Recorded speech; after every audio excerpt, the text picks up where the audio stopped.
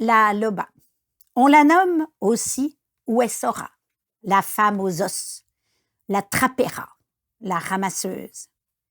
Elle symbolise pour nous l'énergie sauvage.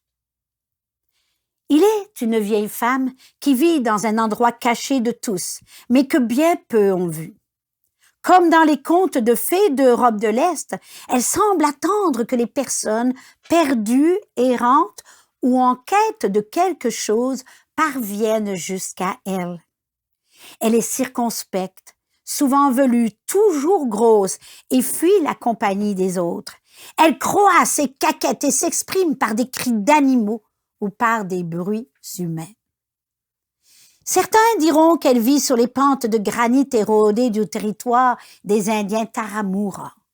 On dit aussi qu'elle est enterrée en dehors du Phoenix, près d'un puits. On l'aurait vue descendre vers le sud, vers Monte-Alban, dans une voiture complètement délabrée, avec la vitre arrière rabattue. Elle se tiendrait sur la grande route d'El Paso. Elle accompagnerait les camionneurs qui foncent vers Morelia, en Mexique. On l'aurait aperçue sur la route du marché, au-dessus d'Oaxaca, avec sur le dos des fagots aux formes curieuses. Elle se donne différents noms, la Ouessera, la femme aux os, la trapera, la ramasseuse et la loba, la louve. La loba a pour unique tâche de ramasser des os. Elle a la réputation de ramasser et de conserver surtout ce qui risque d'être perdu pour le monde. Sa caverne est pleine d'os de toutes sortes, appartenant aux créatures du désert. Cerfs, serpents à sonnette, corbeaux, mais on l'a dit spécialiste des loups. Elle arpente les montagnasses, les montagnes et les arroyos, le lit asséché des rivières et les passe au crible à la recherche d'os de loup.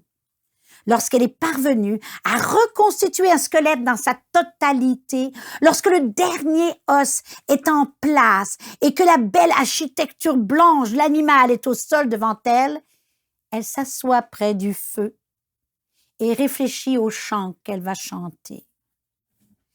Quand elle l'a trouvé, elle se lève et les mains tendues au-dessus de la créature, elle chante.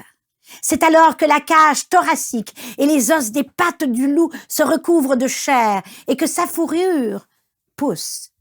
La loba chante encore et la bête s'incarne un peu plus. Sa queue puissante et recourbée se dresse. La loba chante encore et toujours et la créature se met à respirer. La loba chante toujours, un chant si profond que le sol du désert tremble. Et pendant qu'elle chante, la bête ouvre les yeux, bondit sur ses pattes et détale dans le canyon.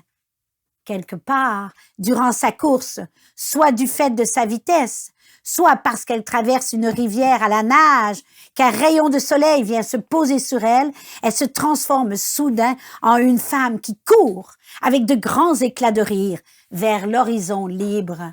En une femme qui court avec de grands éclats de rire vers l'horizon libre.